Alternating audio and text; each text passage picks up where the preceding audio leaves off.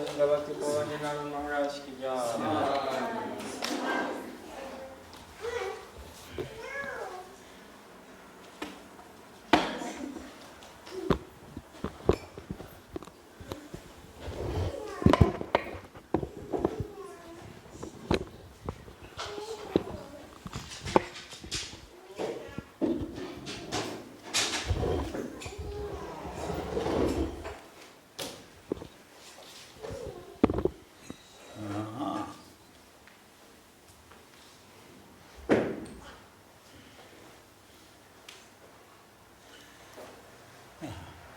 Vandeyam Shri Guru Shri Yatha Parakamalam Shri Gurun Vaishnavam Sya Shri Rupam Sagrajatam Sagana Raghunatam Vitam Tam Sajivam Sadvaitam Savadutam Parijana Saitam Krishna Chaitanya Devam Shri Rana Krishna Paran Sahagana Lalita Shivashikam Vitam Sya Om Jnana Timarandasya Gyanajana Shalakaya Chakshurun Militam Yena Tasmai Shri Gurave Namah Gurva Bhistam Supurgam Gurganara Sesha Sambhushitam Chintya Chintya Samastaveda Nipunam Shri Rupa Patanugam Govinda Abhidam Ujwalam Varatanum Bhaktiyan Vidam Sundaram Bande Vishwagurun Shat Divyad Bhagavat Prem Noe Bija Pralam Devam Divyatanum Suchandavaranam Balarka Chilanshitam Sandrananda Puram Sadekavaranam Vairagya Vidyam Buddhim Sri Siddhantinidim Subhakti Lasitam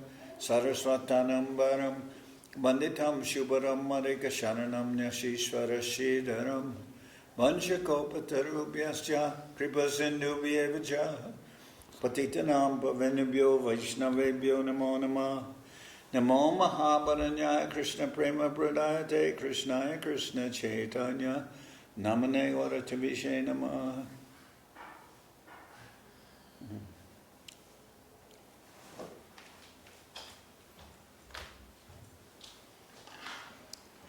So today I had one conversation with one of my sannyasi godbrothers, and we were discussing, in light of so many things going on in India, especially in Navadip, we're discussing what is the actual intrinsic meaning of the Sri Chaitanya Saraswat Mat. What does it really mean? And he was saying, well, actually the Sri Chaitanya Saraswat Mat is in all actuality the embodiment of the teachings of Srila Sridhar Maharaj, what he gave.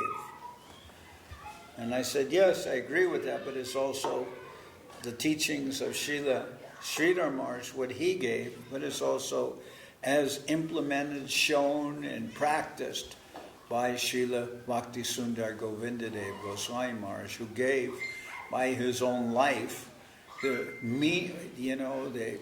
practical meaning and showing of what Srila Sridhar Maharaj gave.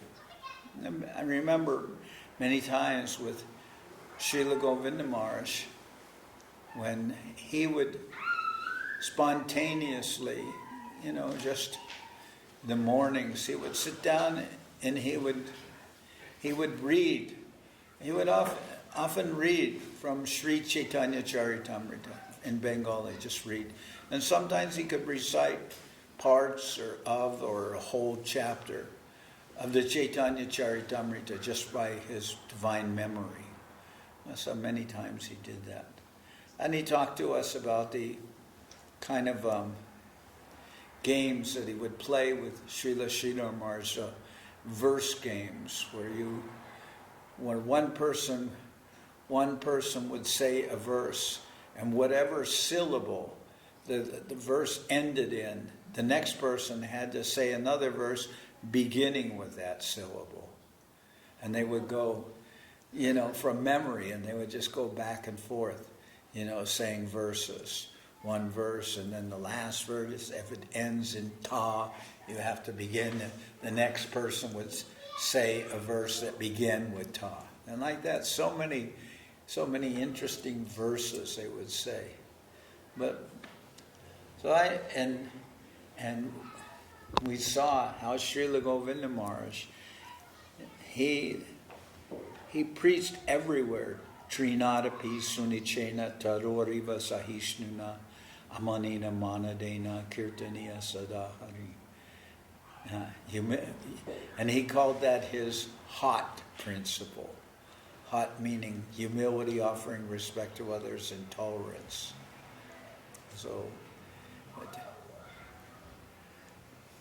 and I remember when Srila Govinda Maharaj went to Bogota, Colombia, and then he was on television, and he said that over to the television viewers, he said, you have natural, beautiful vegetation, you have so many fruits and vegetables and sunlight and clean air and everything you have, everything is there, provided.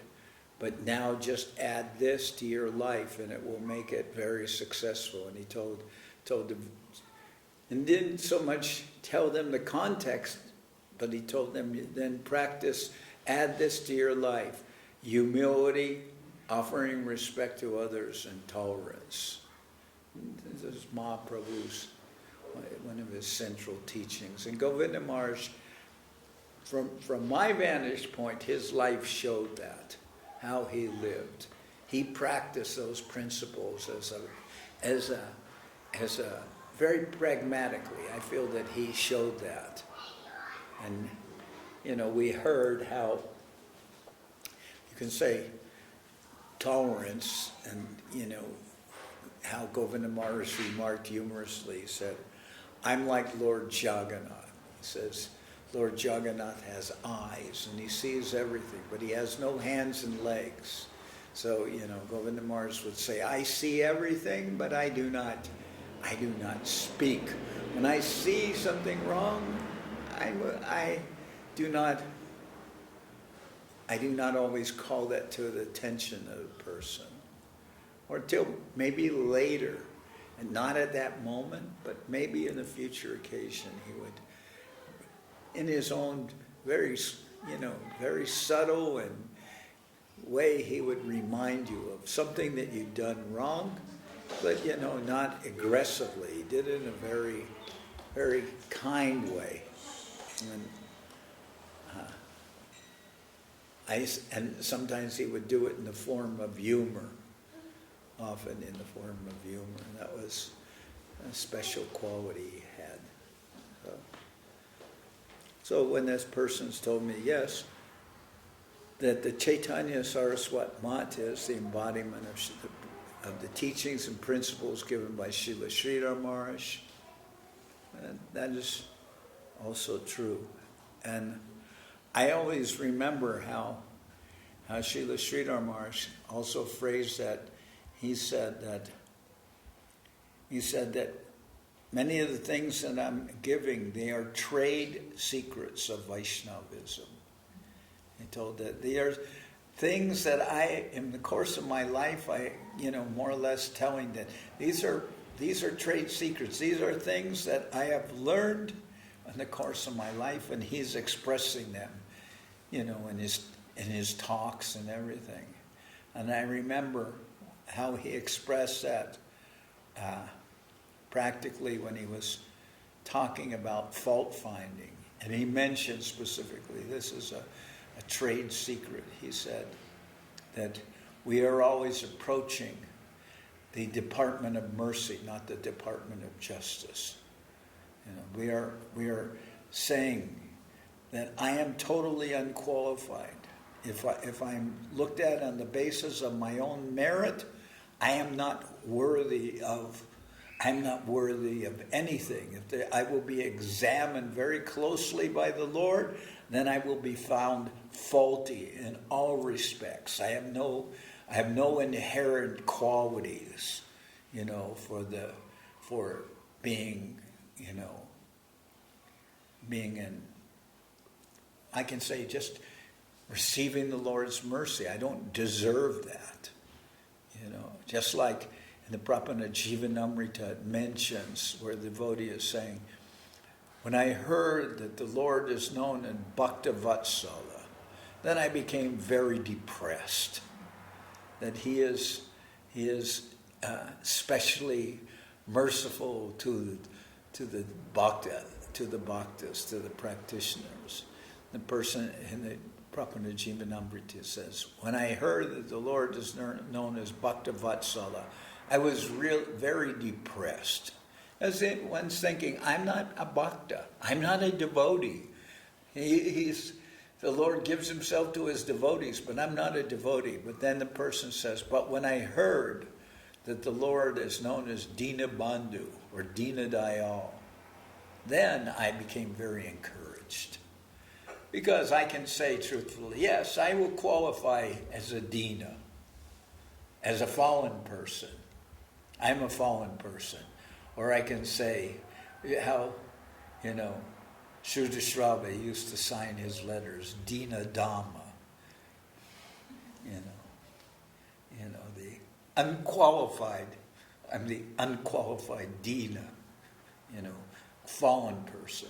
But then, so Srila Sridhar Maharaj was talking about this being a trade secret. He says, I'm not approaching the Lord as the Department of Justice. The Department of Justice will be more associated with, Narayan. But I'm not going in that direction. I don't have the qualities. Srila Govinda Maharaj said, it's lucky that we are not following Vidhi Marg, because the devotees couldn't pronounce any of the mantras that are so prominent in the path of Vidhi Marg. So many things. Like Govinda Maharaj told that one time, not exactly the same thing, but he told how Guru Maharaj went into a place for a donation to people who were, worshippers of Kali. They were Kali worshippers. And he went in when they were reciting. I don't remember what is their principal hymn that they recite. Do you know that? At the Durga Puja time? Maybe it's that time. I mean, the most prominent line is that Rupam Dehi, Jasham Dehi, Manavata Bhajam Dehi. But there's a whole thing, there's a whole long eulogy that is said. And Guru Maharaj went in and said that, he's looking to get some donation from them. And he said, but actually, your priest is not saying this correctly, because it says right within the prayer that one is not, when saying this prayer, one is not to look to the left or to the right.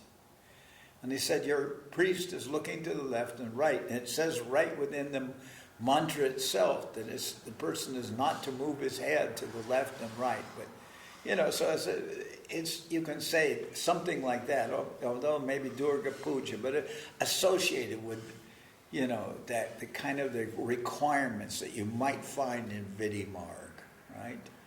And Guru Maharaj said, and Govinda Maharaj laughingly said, we are unqualified to practice Vidhi Marg because we cannot pronounce any of the mantras. He said, therefore, our only path is Rag Marg.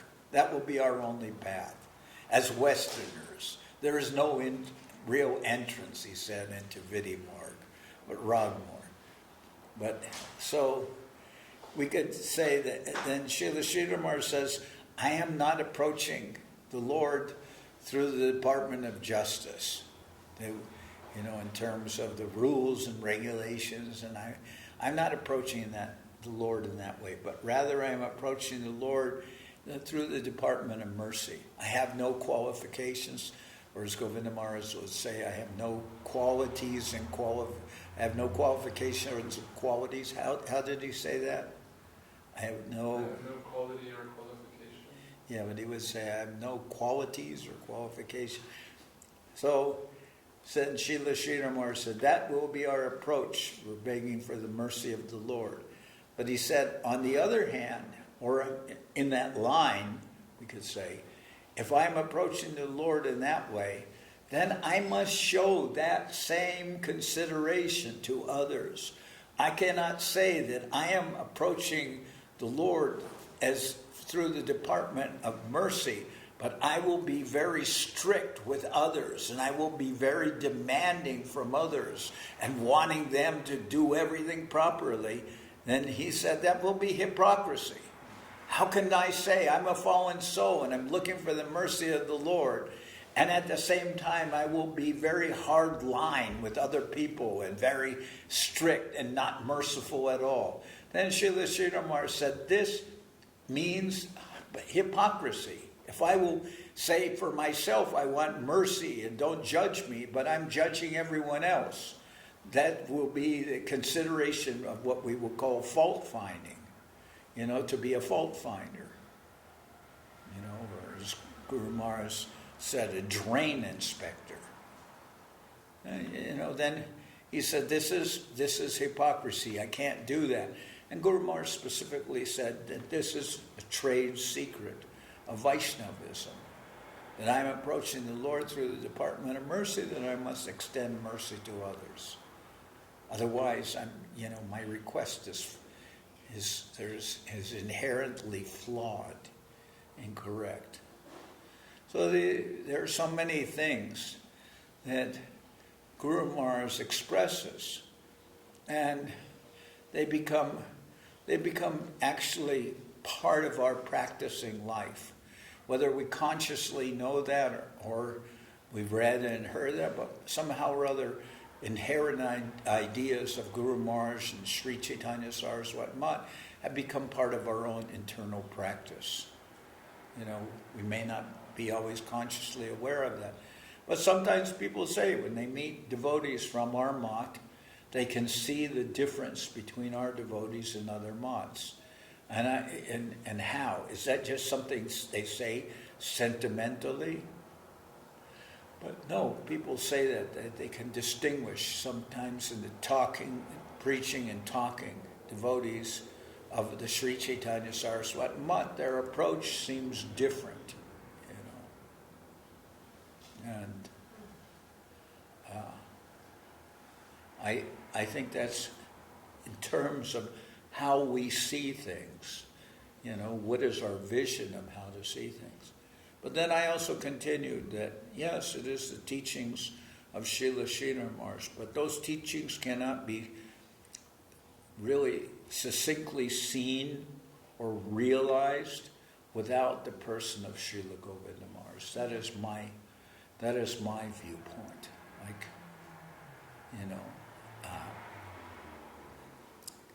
For one thing, even those who came in the very early days with Srila Sridhar Maharaj, it was close to, say they came in 1981, just like I was seeing the other day, I went to see this movie called Hare Krishna, and then it has some other words. And it's basically, the movie is all about Srila Prabhupada.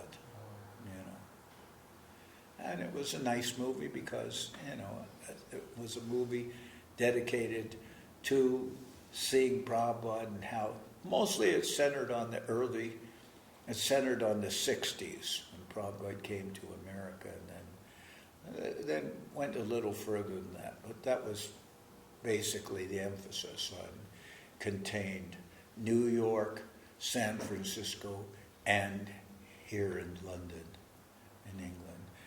Specifically with the Beatles and George Harrison.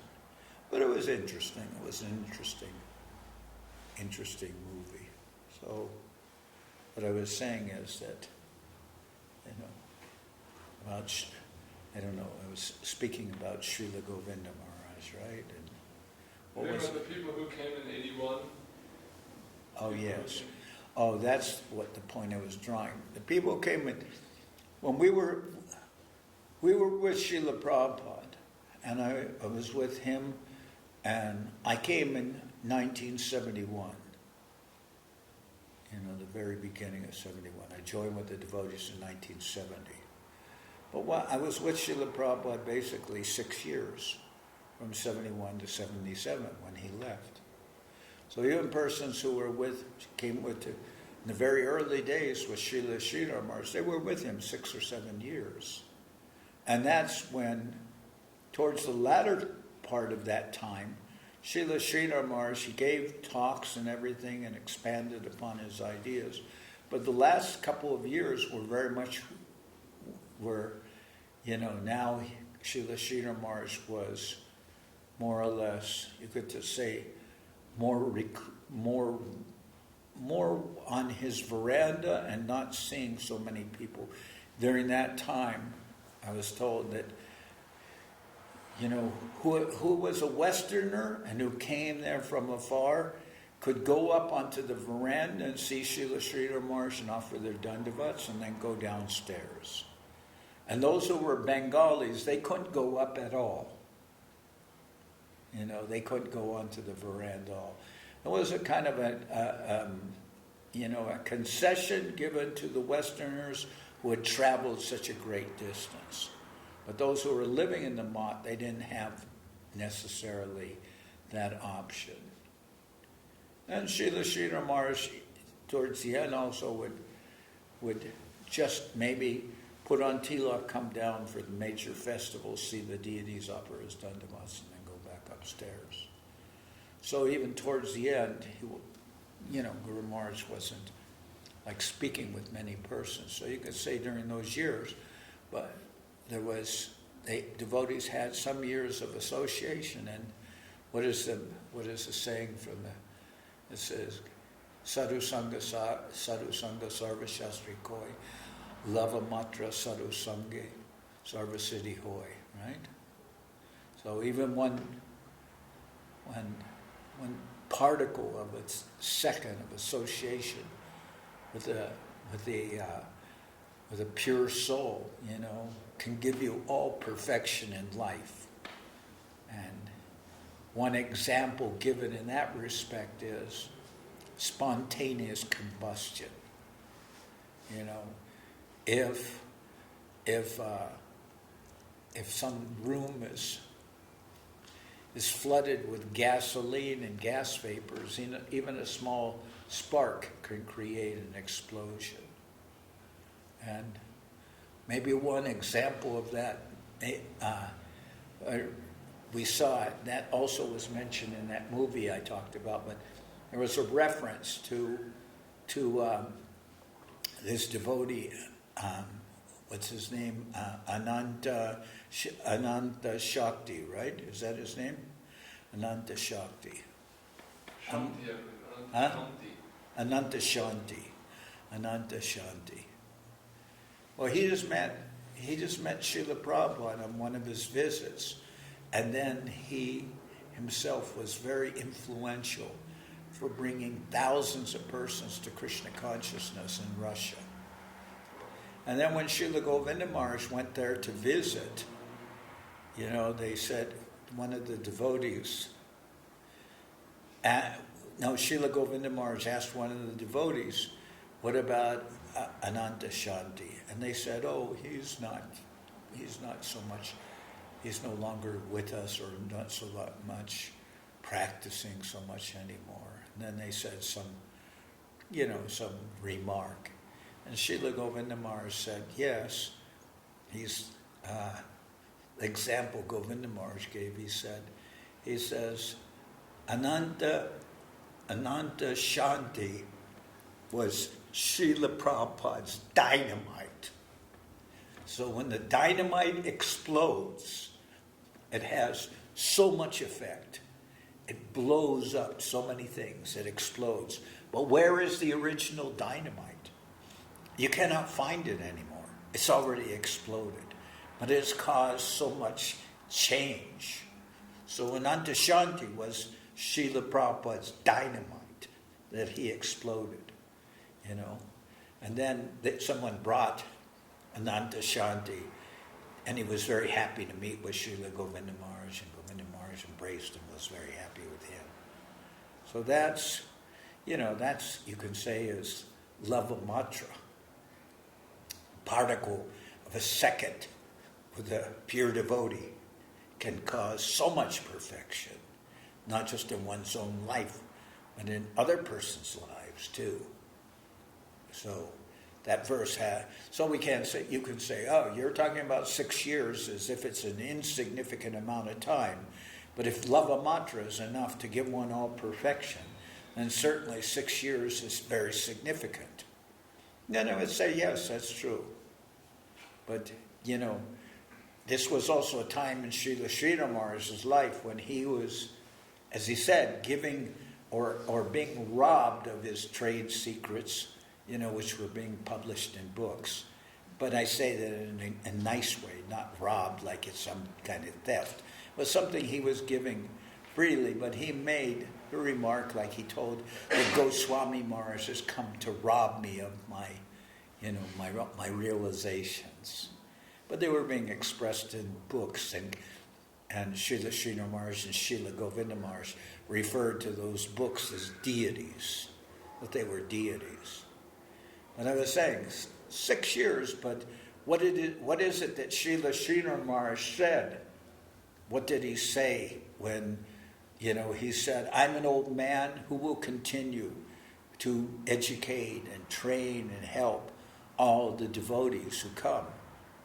And then he asked to Govinda Maharaj point blank, will you do that? And Govinda Maharaj said, yes, he would. Govinda Maharaj said he would continue. And Guru Maharaj was very happy because it was what Guru Maharaj wanted anyway. That was his idea, that Srila Govinda Maharaj would be his successor. So he stated that, who will continue with these persons' education? And Govinda Maharaj told that he would do that. So I consider that Srila Govinda Maharaj's presence, was completely essential to the giving of Srila Srila Maharaj's realizations and enriched with his own realizations, with Srila Govinda Maharaj's realizations. Because Govinda Maharaj also, he was, for me, he was the embodiment of seva. He could also express things so beautifully and wonder with such deep understanding. Chintya chintya samastaveda nipunam. That he was expert in being able to express what is known and what is unknown, or however you want to say it. That he could draw from the unknown quarter and express that. So that was affirmed by Srila Sridhar Maharaj in Srila Govinda Maharaj Pranam Mantra. That he could express like that he had that command of realizations, that he could express both what he's heard and then draw upon his own realization and express that. But all in the line of Srila Sridhar Maharaj, all with that unique quality. And when one person came to Srila Govinda Maharaj and said that he wanted him to be head of the World Vaishnava Association, Govinda Maharaj refused. He said, we are not interested in that kind of an expression. He said, what we do in the Sri Chaitanya Saraswat Mat is unique. We have our own artis, we have our own expressions. We do things in our own way as given to us by Srila Sridhar Maharaj. He said that's we're doing. We're not like all the other mats. We have our own unique expressions given to us by Srila Sridhar Maharaj. And then so Govinda Maharaj, gratefully declined. And later, one of the devotees humorously remarked, after that person had gone, he said, it is like Kitri. What he wants to make this World Vaishnava Association, he said, is like Kitri. Like just mixing everything together, like some rice, some dal, some vegetables, just like a complete mixture. But we are not interested in just a mixture of all the different mats. We like to live and express what is given in the Sri Chaitanya Saraswat Mat.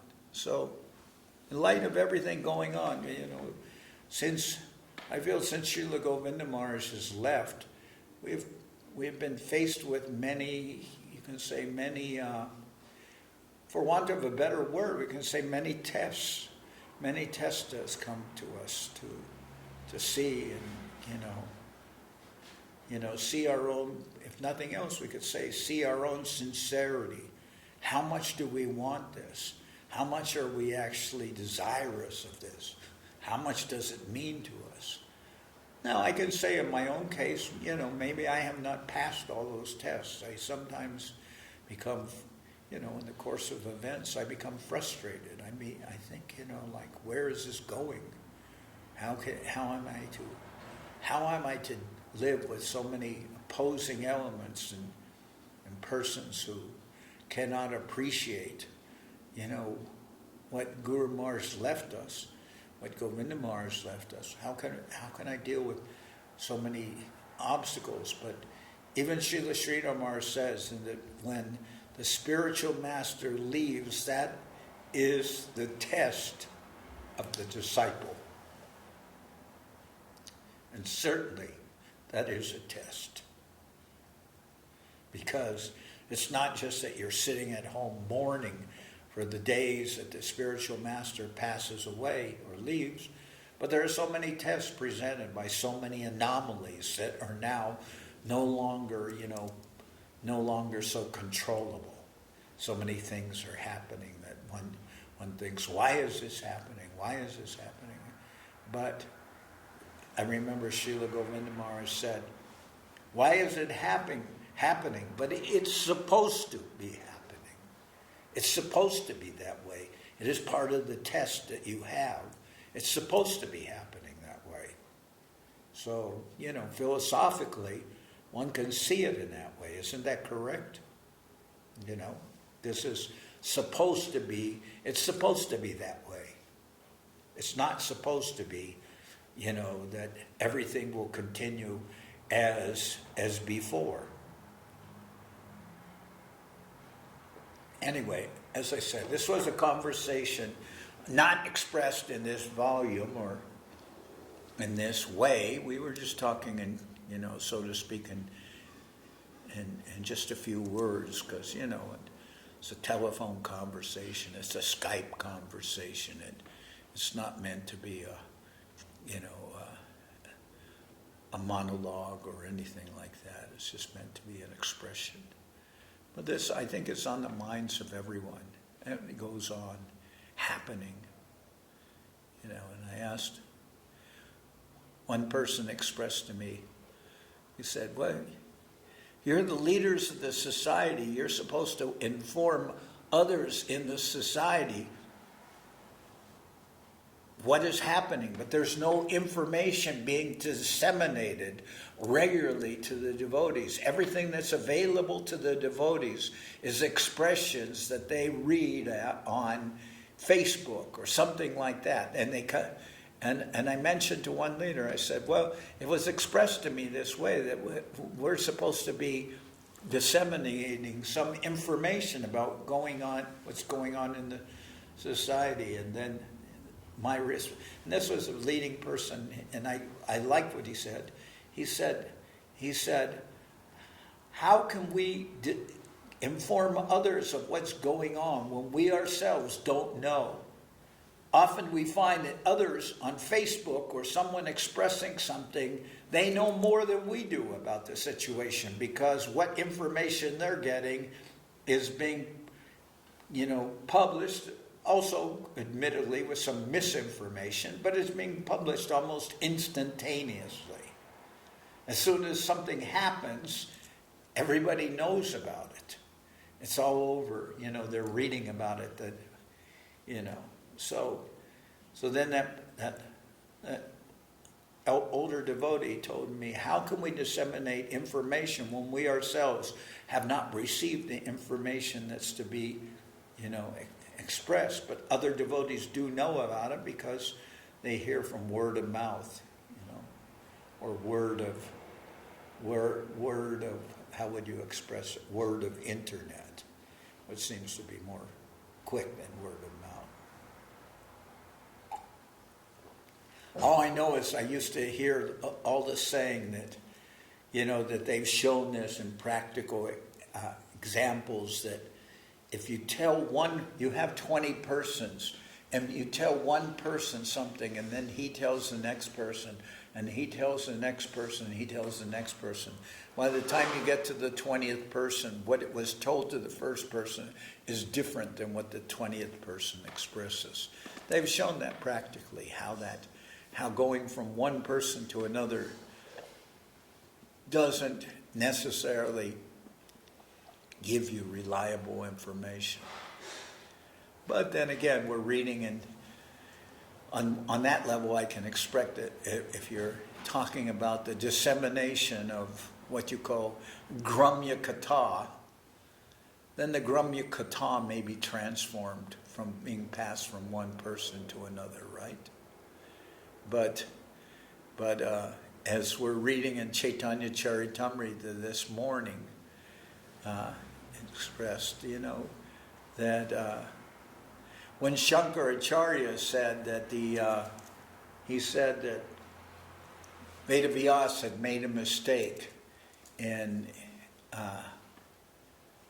saying that basically that Brahma is altered, that when the expression of, what do they call that?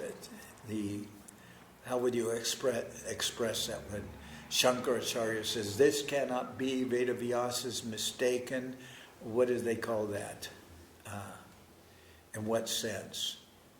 Because our explanation is that the Lord is the energetic, and He has different energies that work in different ways. So that will include the jivas, that will include the material nature, everything. They're all different energies of the Lord. The Lord can use His energies as He likes.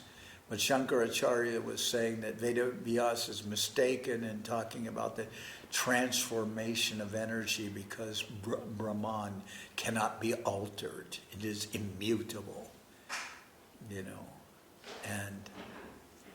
and then Mahaprabhu is expressing that for Shankaracharya to say that Vedavyas is mistaken, that is debilitating. It's not possible. It's to say that the literary incarnation of the Lord has human defects, that what he is expressing has some mistake in it.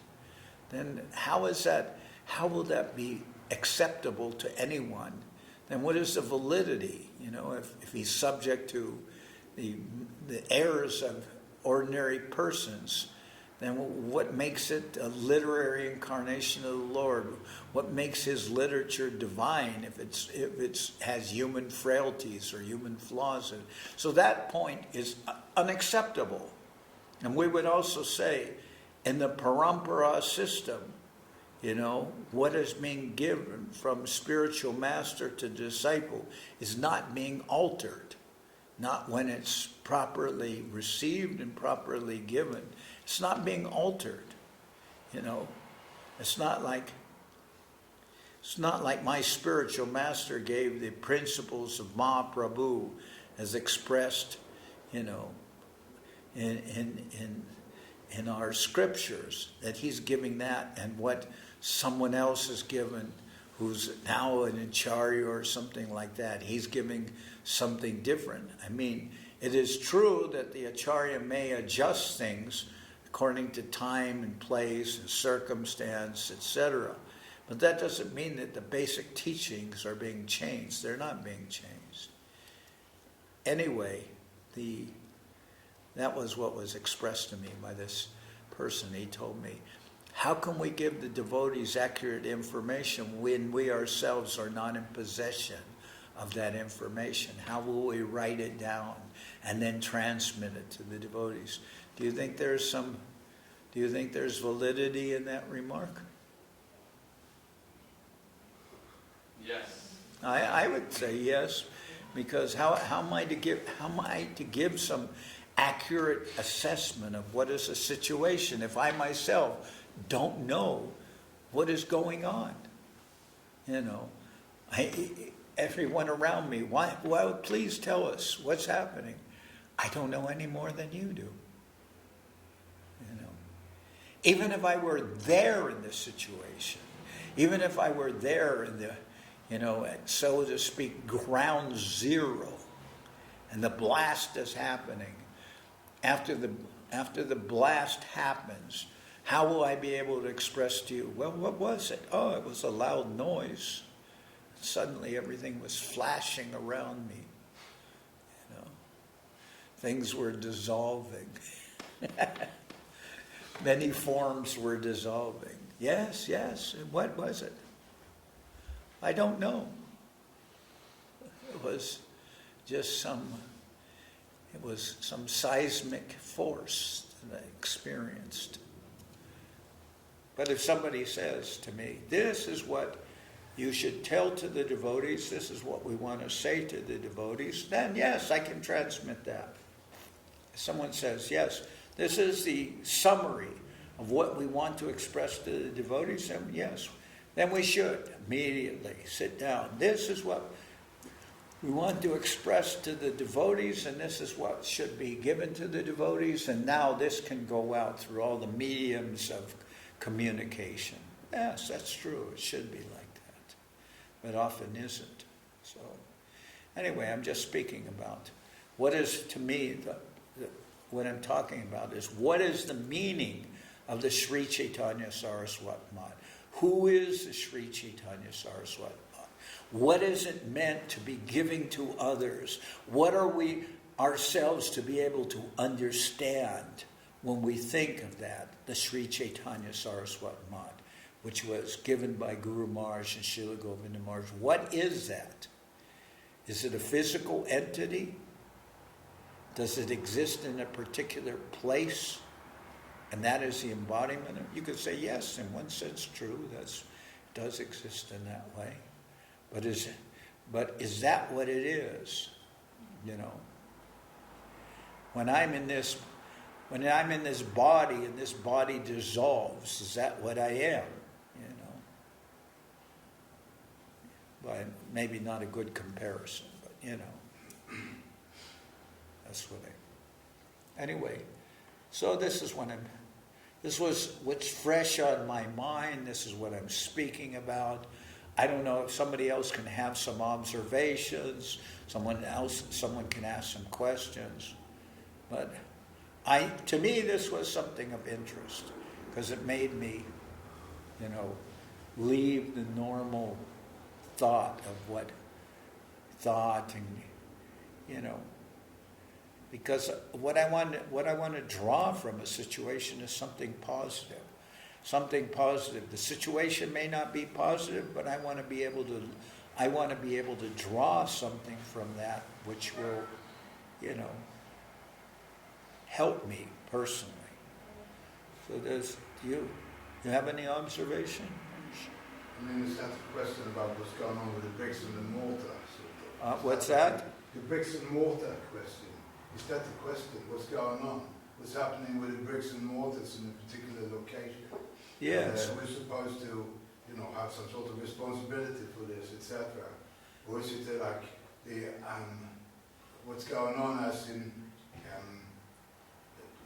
Krishna consciousness is existing in a particular way due to the flow of through the Vaishnavas by the mercy of the Lord, and this is the expression. It's there in the books, it's there in the tapes, it's happened there in Chaitanya Saraswat Mat and in other places. Yeah, it's an unpleasant example that Srila Maharaj gave. He said when there were some invasions of India, the invaders paved the roads with pieces of the deities. Paved the roads with pieces of the deities. So that will be painful for someone, that the deity is being broken into pieces and they're paving the roads with the pieces of the deities. But then Guru Maharaj said, is that what the deities are? Here, as you're saying, brick and mortar, or are they just some physical form? Or is that what the deity is? The Lord's present in that physical form, and if the physical form is maliciously, impaired or damaged, does that mean that the deity is somehow or other, because somehow or other become reduced, because that was basically one of the arguments of the Arya Samaj. The Arya Samaj was giving that kind of example as to why the deity is not the Lord. Because I heard one example that some rodent, mouse or something, crawled on the deity or something like that. So this was given as an example of why the deity is not divine, why divinity is not present in the deity, that a mouse could just crawl on the deity or some other pest, So if the deity is damaged, that's, like you're saying, is it all a question of the brick and mortar? Is it all a question of the physical form? And that's what I'm kind of talking about, expressing like that. So maybe it's the will of the higher. Huh? On one level, it's the will of the higher that. Yeah, but that could. Happen. That's true, but we could say that about any situation, good or bad. And I always heard that one example of the man who. It's a long story, but the end of the story is that, yes, not a blade of grass or not a leaf blows without the will of the Lord, but that person who is expressing that as an excuse for his own actions, he is not of that realization. That person who gives that as a justification for their own wrong activities, then the story ends with, but that person is not of that realization. And who is expressing that? You know that story, right? About the cow eating the garden, and then comes. Anyway, the expression is, I have not done anything wrong, because not a blade of grass moves without the will of the Lord. And then when something happens, then we see that the person takes credit for everything, that he considers himself, the word, ahamkara, meaning, what is the meaning of ahamkara? I'm the doer, right? That's the meaning of ahamkara. False ego, I'm the doer. So the person is saying, not a blade of grass moves without the will of the Lord, but that person is very much possessed of strong false ego, ahamkara, and he's really thinking, I'm the doer. He's not thinking, he's expressing that as an excuse. Not a blade of grass moves without the will of the Lord, but he is very much in the position of having ahamkara, that he's thinking, I'm the doer. So there's a contradiction. He uses that as an excuse, but his own actions are that he has not of that realization, that he's of the thinking that I'm the doer, not that everything is being done by the will of the Supreme. So yes, we can say in a higher sense, I agree with you. This can all be a test or the will of the Supreme. But unfortunately, I am not so much of that realization all the time. I may see a glimpse of that, but I'm not of that realization. I'm more on the level of seeing cause and effect. This is the cause, this is the effect. This cause has happened, and this is very grievous. And this other cause has happened, and that's even worse. And now this cause has happened, and that's got an even worse result. And that result is made of worse cause and another worse result. That's my normal thinking. I'm not thinking that this is the will of the Supreme. I'm thinking in terms of a chain of events of cause and effect. What? We know for a fact when Prabhupada came to the West, and whatever happened after that was totally miraculous.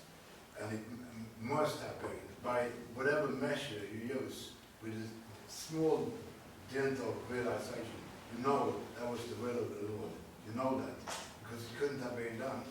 I mean, but he revealed how it was manifested, how it just lit up so many people.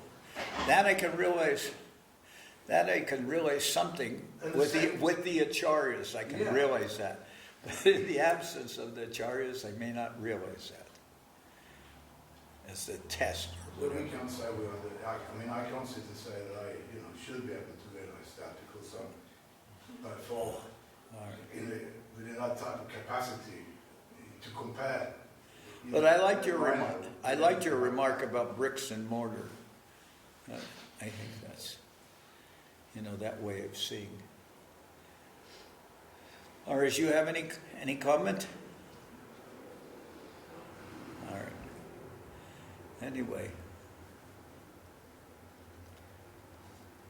I'm not giving any written comment that this is what's happening, but this is what I'm talking about.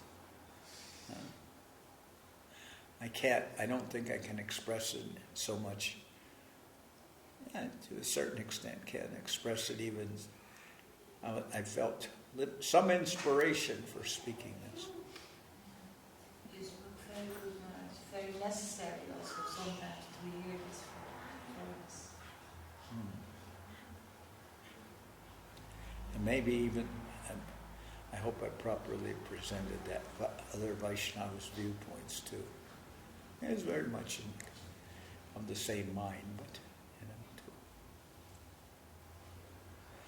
anyway, anyone have a question?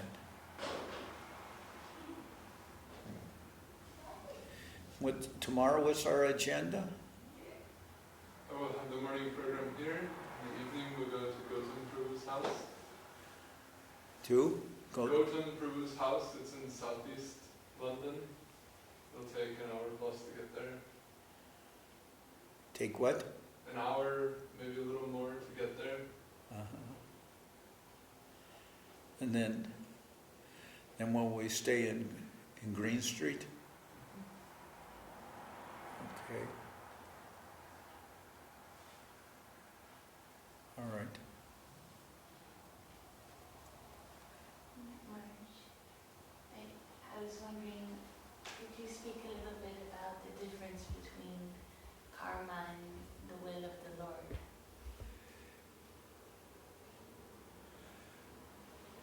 One would think that there's a distinction between karma and the will of the Lord, and certainly we would think that. But I remember when Siddhanti Maharaj called Govinda Maharaj, and Siddhanti Maharaj was very ill. In effect, he passed away shortly after that conversation, and he was calling Govinda Maharaj to take permission from Srila Govinda Maharaj to die.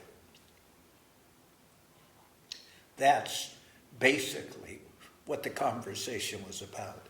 We're telling Govinda Maharaj that I'm leaving. And Govinda Maharaj's expression to him was, he said, Maharaj, we are all getting our karma full. He heard the conversation. That's what Govinda Maharaj told him. Maharaj, we are all getting our karma full. I believe when I heard that, no, I wasn't with Srila Govinda Maharaj at the time. I was still in SoCal. And somehow or other I heard that conversation. And Govinda Maharaj's expression to him was, Maharaj, we're all getting our karma full. And that meant Siddhanti Maharaj, and Govinda Maharaj was applying that to himself. Whatever I'm going through, and Govinda Maharaj left a few months after that. A few months after Siddhanti Maharaj. Siddhanti Maharaj left at the beginning of February, Govinda Maharaj at the end of March. So there wasn't that much difference in time. And Govinda Maharaj said that, Maharaj, we're all getting our karma full. So then you could say, there's a distinction between karma and the divine will of the Lord. Karma is a happening, as an action, we could almost say as a result of my previous activities, I'm getting my karma, or my karma fall. But, I saw that Srila Govinda Maharaj, as the Vaishnava, he's applying that expression in his humility to himself.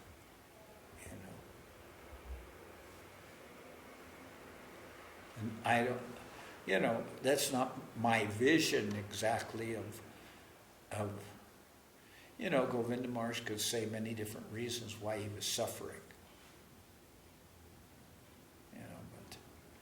But that explanation. Well, I personally will not think that Govinda Maharaj is getting his karma full, as he said. We're all getting our karma full. Maybe on one level of vision, that's very true. But that is, we cannot, even though we are practitioners, we cannot escape the workings of this material world. We are still subject to some limitations by having physical bodies. We're subject to some limitations of this material world. Is that correct? Yeah? It would seem as such. It would seem as such that that I walk into a table and bang my knee or my toe. It would seem that I'm subject to some limitations of this material world. Maybe if I was in a pure spiritual body, that pain that I'm experiencing wouldn't be happening. So I think to some extent we could say yes. There's some idea of karma fall inherent in that we are residents of this Martyaloka, right? This planet of, what is this called? The planet of death, right? Is that Martyaloka? Is that one of the names of where we live?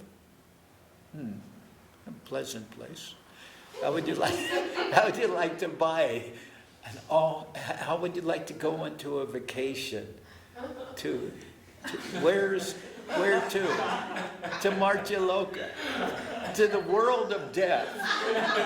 Would you like to go there? And I go, what other options do I have? Is there any other places? Any other places on your agenda? Well, then they could say, yes, you could say a bit higher, but they could say, I'm sorry, but in your price range, this is the option. Martyaloka is I heard Tyagi Maharaj one time saying the 14-layer cake of exploitation. 7 planets up. Layer cake. Yeah. 14-layer plate. Yes. Cake of exploitation. Yeah, they have. Yeah, they have that one sweet called Mil Hojas. You know that one? One small flake of crust, and then whipped cream and another thin layer, and then whipped cream and another thin layer. And they call it Mil Hojas. 1,000 layers of basically 1,000 layers of whipped cream. That name of it. So anyway, what's that? The 14-layer cake. What were you saying? I was just curious how that related. How does it relate? It was when we were talking about places where you could purchase a ticket to, and I said Martyaloka, and then she said that you referred to the 14-layer cake of material existence, the 14 layers. Exploitation. Huh? 14 layers of exploitation. Oh. The cake. And how do we distinguish between those layers of exploitation? I guess there's higher and lower levels of exploitation. One gross exploitation, and higher levels are very, very clever forms of exploitation that the person doesn't even know that they're being exploited. like a real con game. Anyway, difference between karma and the higher will of the Lord. I can't always distinguish that, but I'll say that what I'm doing is karma. What others are doing may or may not be karma, may be the higher will of the Lord. Because they're devotees and they're acting on the level of Sankirtan. They're going out on Harinam, they're going to the streets, they're chanting the holy name. And Mahaprabhu is given the Sankirtan movement. So I will think that expression of going out on Harinam Sankirtan, that may be expression of the higher will of the Lord, right? If it's in essence, in purity, it will be like that. Now, if somebody individually doesn't behave properly while going out, that may result in some karmic reaction. Although what's going on is a higher expression, but that person, by acting improperly, may get all the devotees arrested. I don't know. I've had that happen. It was interesting. One time when I was new, I wasn't even initiated, we were out on Harinam Sankirtan in Paris, France. And one very distinguished looking, well-dressed gentleman came by and kept on pushing the devotees. Just came by repeatedly just to push the devotees off the curb onto the street. Just doing that maliciously. And then one of the devotees, well, I don't go into detail, but can say assaulted that person. And we all wound up in jail. They came with a paddy wagon and took the whole Sankirtan party to jail. And we were then all in jail in Paris. But it was interesting. When we were in jail in Paris, there was one man who was from Spain. And I, as a new person, I started talking to him about, our spiritual master and this and that. And he was very sarcastic and very insulting. Everything I said, he was very insulting. So I was at the point I just wanted to hit that man. But we were already in jail. I don't know how that would have made it worse. But our leader at the time, he had more experience and he knew on what wavelength to talk to this man. So all of a sudden he said, that's okay, I'll talk to him. And he started talking to the man, and he started talking about how on Sunday we had a program and we offered a free feast to everyone who came, and like this. And the man, hearing that, his whole demeanor changed. Oh, you have a free feast every Sunday. He said at the church they won't even give us a cup of coffee.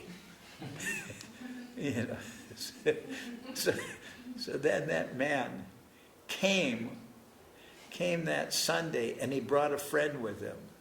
This was a man who was from Spain, in jail with us, who seemed very kind of aggressive. And then he came on Sunday, and he was very nice, and he was so happy, and he and his friend joined in the kirtan, and they were chanting. And then they all happily took prasadam there. Just hearing that we gave prasadam to people brought him to the temple, and it was like a whole different person than the person that I was almost violently in an argument. So I'm saying, if everyone is chanting on Harinam Sankirtan, that may be expression of the divine will of the Lord. But if they have an angry person with them, that may result in some difficulty.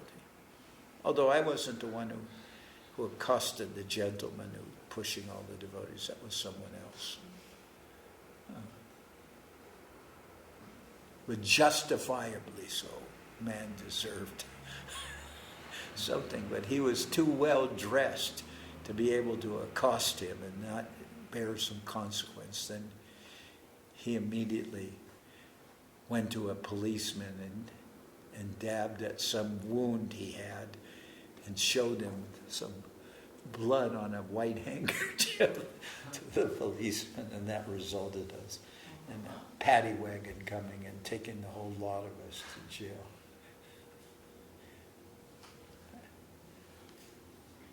So be careful.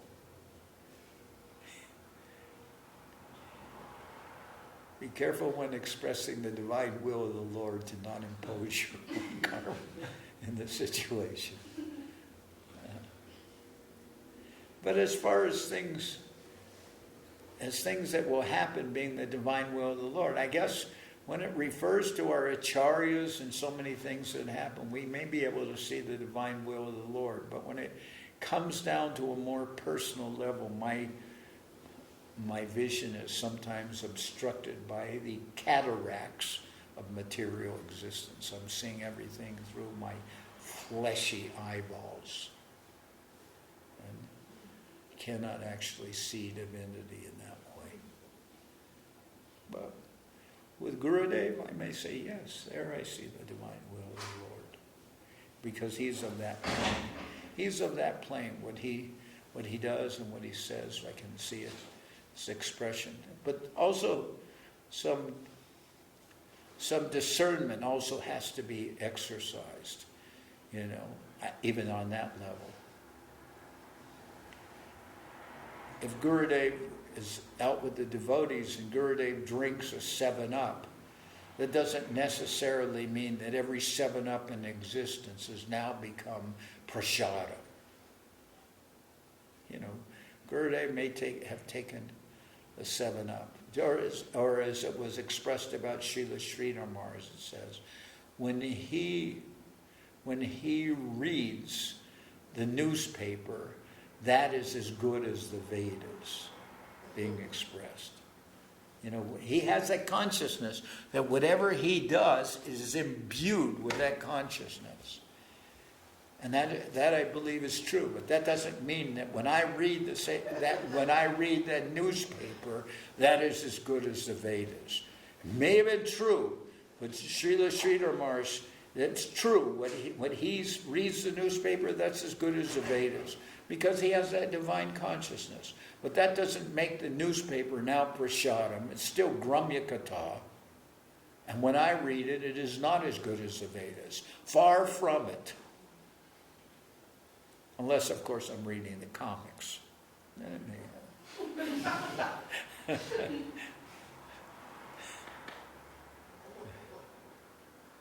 Okay. But anyway, you get what I'm saying.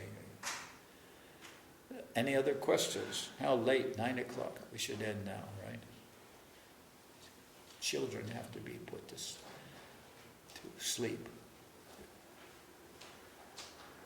To bed, so, right?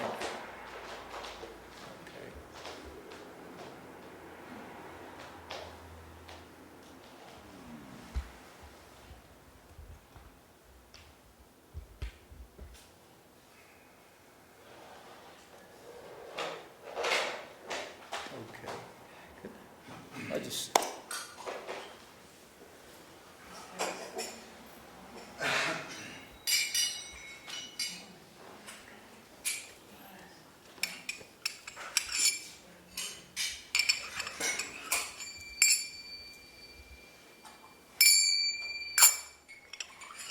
Oh, these are very nice cartels. Do they have a name on them? There's something.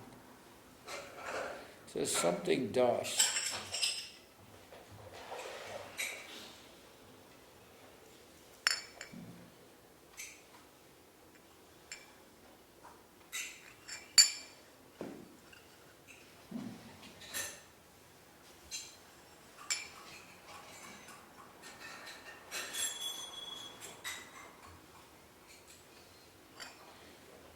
Is that you? Me. Yeah. The cursors. Yeah. No, not to the nose. Cow. I don't know. It looks like.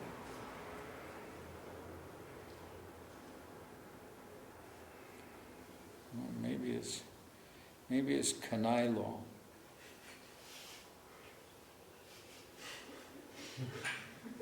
It's something. Looks like something low. Something low.